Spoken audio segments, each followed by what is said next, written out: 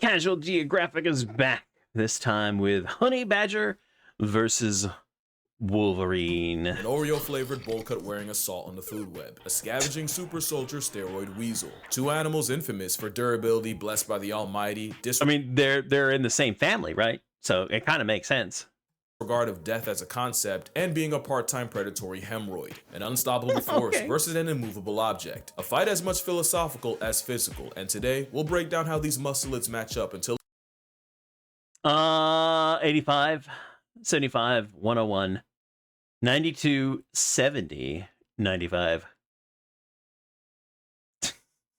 Okay. in the end, only one is left standing. Now disclaimer, I've actually done this video before, but after some additional research and some number crunching, my answers changed quite a bit, and after mulling it over, I actually feel pretty good about my pick. Another note I wanted to add is there are no definites in nature. What I mean is, if I say animal A would beat animal B in a fight, I don't mean animal A would run the table every time. It's more like if A and B squared up 10 times, I'd expect animal A to hypothetically win at least 6. Any debate worth having wouldn't just be one contender steamrolling the other. That being said, let's meet the misfits. The honey badger's black Air Force energy emanating from an aggressive tube sock. At only about 20 to 30 pounds and a length of 22 to 30 inches, the glorified ferret is...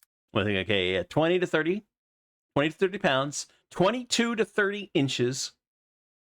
too small, too slow, and too solitary for a conventional way of life. In a world of fight or flight, the honeyhead's defining trait is not having wings, and monochrome crashouts are actually their best defense. But it's not just a bluff. The bane of bees has 1.5-inch claws, mostly for digging and breaking into hives, and jaws powerful enough to crack open a tortoise. They apparently use those jaws to castrate larger animals to bleed them to death. But if we want to be fair here, we do have... Okay, that I did not. I don't remember hearing that before.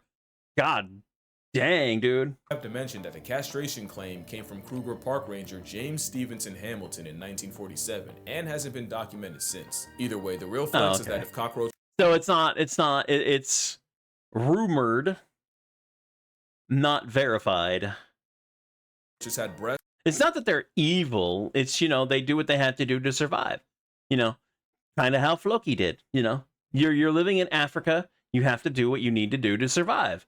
Otherwise, you're gonna get, you know, freaking tackled by a lion or a freaking hippo.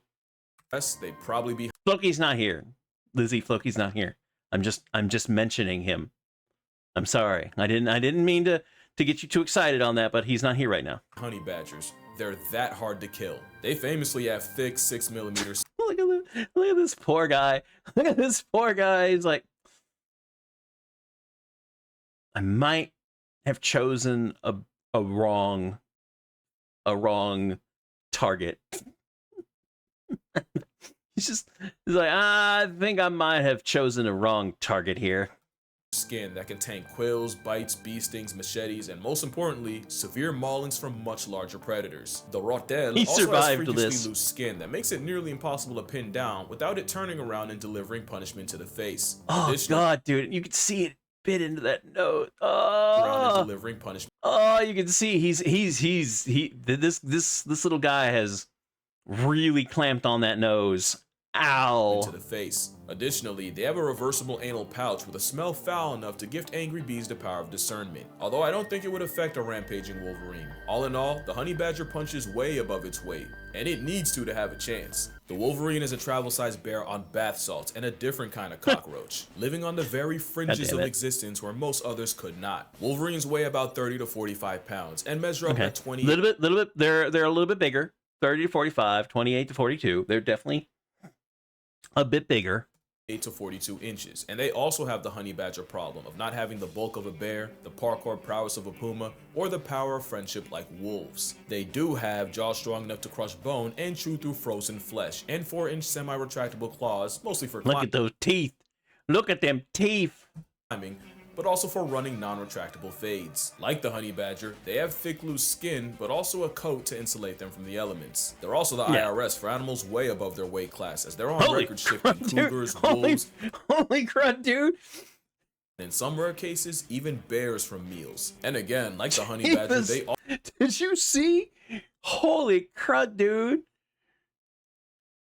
He went in on that cougar like them from the elements. Christ. Also the IRS for animals way above their weight class, as they're on record shifting cougars, wolves, Jeebus. and in some rare cases, even bears from meals. And again, like the honey badger, they also weaponize their anal glands, enough to have the nickname skunk bear. Not something that should Skunk matter bear. against a badger, but the fight would be an odious assault on and of every sense. The Wolverine's bigger frame means it has confirmed kills against animals up to 20 times its size, and there's even one case of a Wolverine allegedly putting a polar bear in past tense by latching its jaws around the bear's windpipe. But just like with the honey badger, there God isn't really damn. evidence of a rageaholic gym sock suffocating a polar bear with more than just smell, but then again, people won't let facts get in the way of a good story. That's how some animals end up sounding way worse than they actually Not the dolphin. are, and how other animals don't get taken nearly seriously enough. Like the most I'm sorry. Look, bears are definitely, bears are definitely friend-shaped. They look fuzzy, they look cute.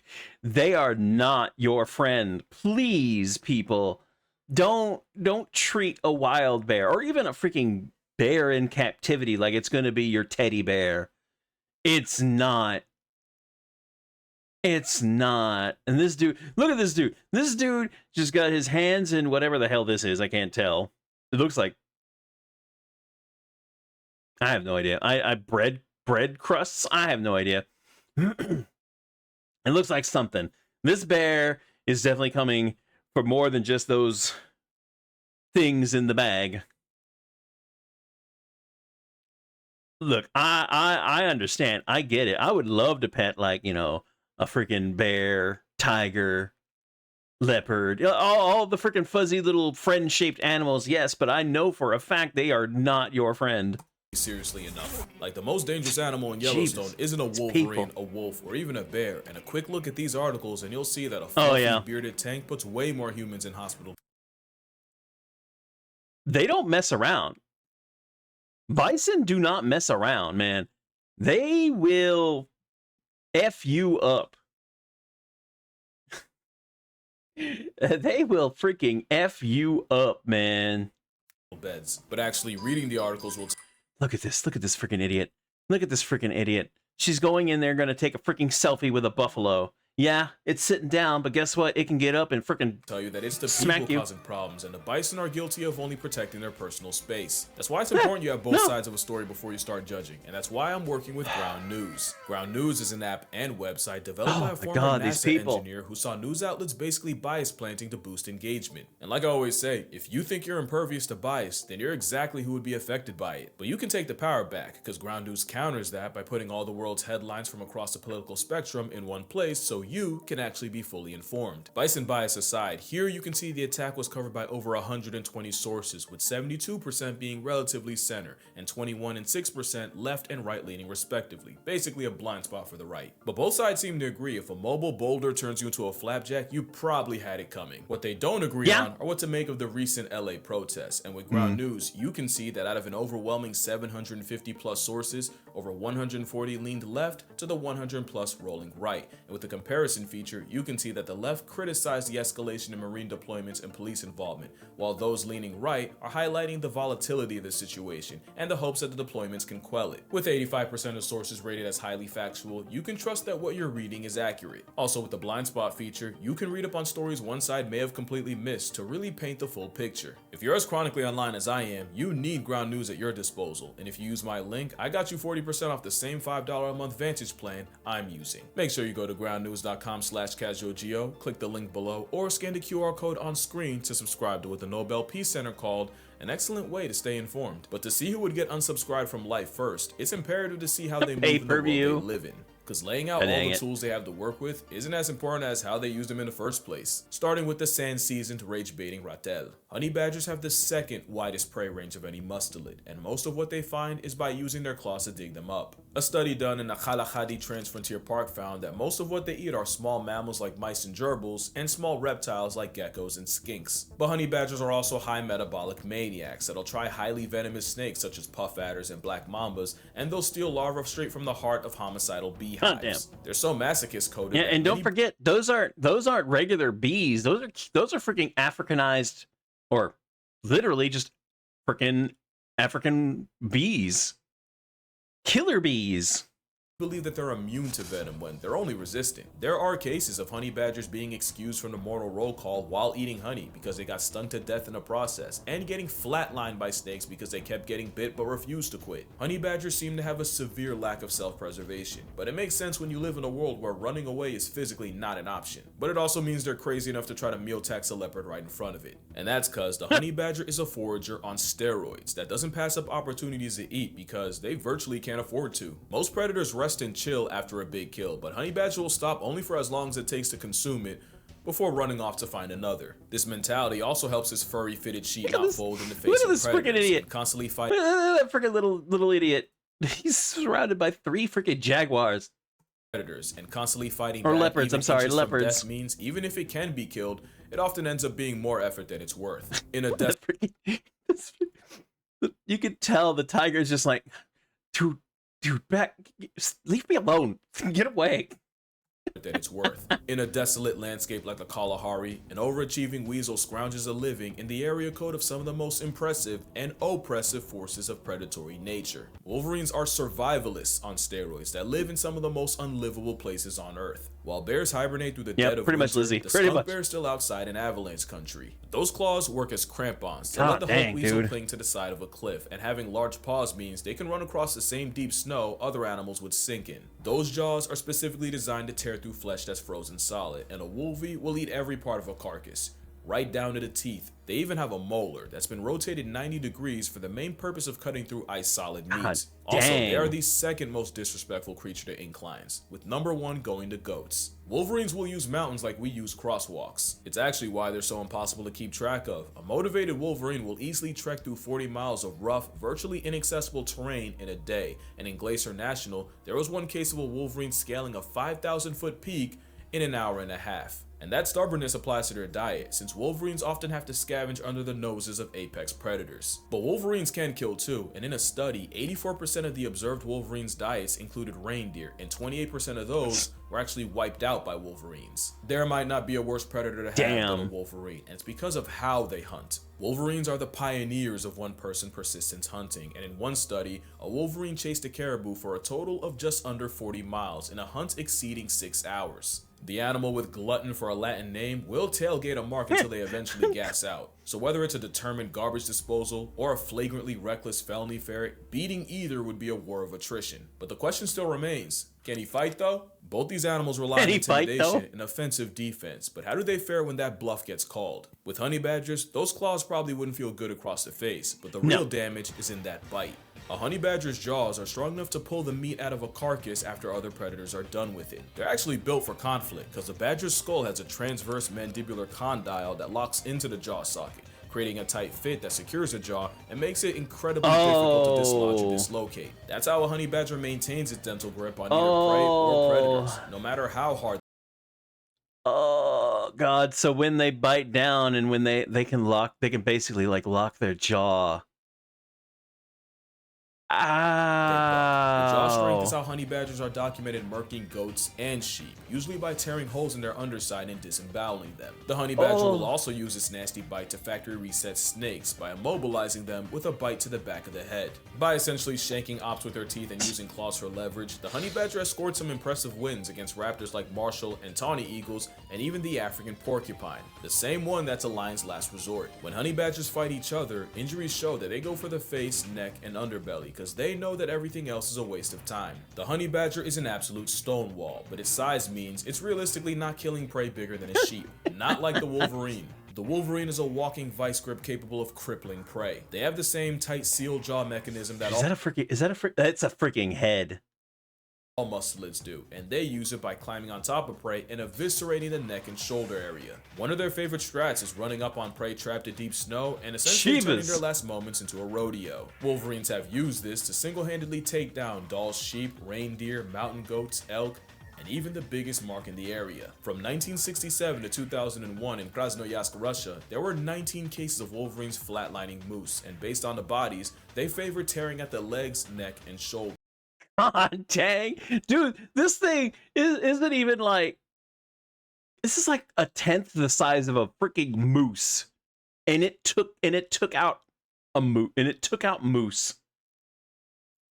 Now, to be fair, the Wolverines usually went after the young, the sick, or as mentioned, those swallowed by snowdrifts, but it's still a feral ferret the size of a mid-dog taking the life of an animal 20 times its size against each other. I was close. 20 times.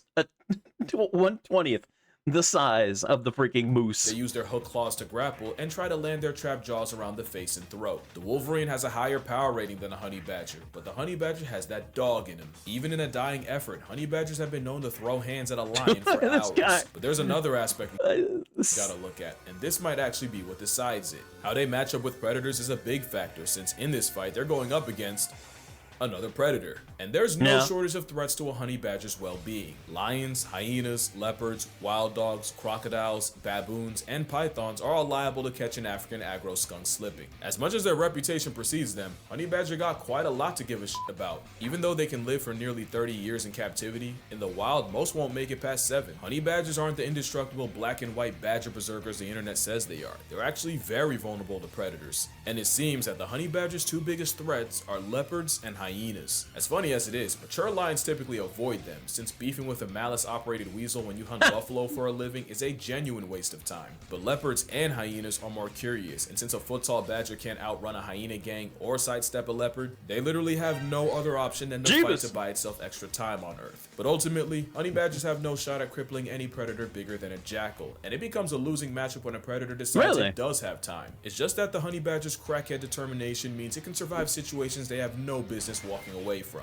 Wolverines don't face the sheer volume, but they still have a familiar feline build, one of the greatest pack hunters of all time, and one of the largest land predators on Earth to deal with. Like the honey badger, the Wolverine's durability has been blown up as time's gone on. They're actually really vulnerable against wolves. They'll square up and fight the good fight, but they're as brave as they need to be until there's a tree. In a study on the mortality of Wolverines in Sweden, over 40% died to a predator, likely a wolf, or another reen. Of course, we're still talking about a freaking Wolverine, and you gotta take a gigaferret capable of offing elk, lynxes, and on the right day, a moose. Seriously, Wolverines are a legitimate risk to predators that can't afford to tank injuries, and this can lead to them getting bullied out of resources that may not have been worth it. Wolverines are one of the rarest mammals in America, and because they typically live in the inhospitable, we don't really know how these encounters typically go, but we know one thing for sure: wolves, cougars, black bears, and brown bears can and have killed Wolverines. And no Wolverine has been recorded murking one of them, unless you believe the polar bear story. So now we have everything to decide who would win, but now we have to decide what winning is. Obviously, there's no question who wins in a fight to the death, but is it still a W if you can force a forfeit first? In nature, a fight to the death is rare, because the injury sustained would likely life deprive both sides anyway. As much as the drama of a drawn-out cinematic duel to the death would sell, getting one side to turn tail is just as valuable a win. So here, a win would mean either straight up destroying the other, or successfully intimidating them. Now let's finally set the scene for the fight. It's the middle of an unbearably long dry season when a Wolverine and a honey badger run into each other at a fresh deer kill. Neither's eaten in days, and both may not eat for several more, and with these being there's also one thing I want to know. Is there any location where these two are near each other? Because I don't know that.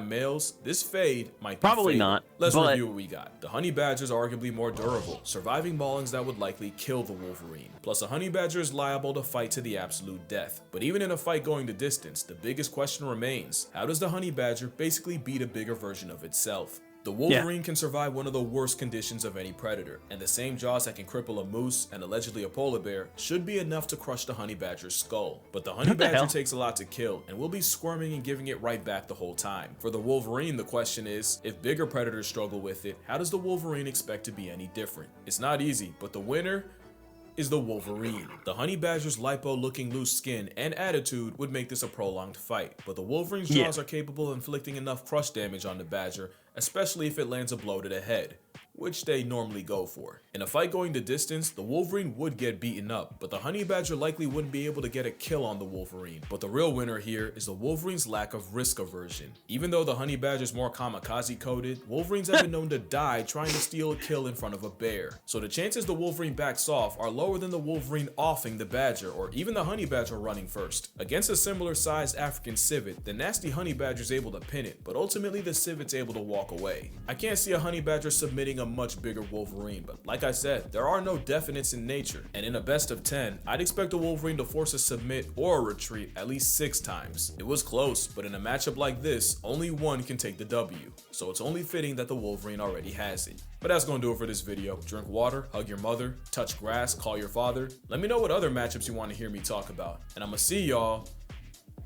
in the next one. Yeah.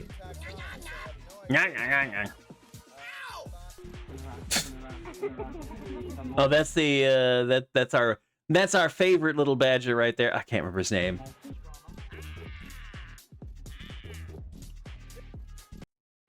You know, I know that on his last video talking about honey badgers that he was talking about, you know, the ones that have been raised by people, like forming bonds between them and whatnot. That's still, you know, they're still messing with a honey badger. It's still a bit, you know, much. Still a good video. Love his freaking videos so much.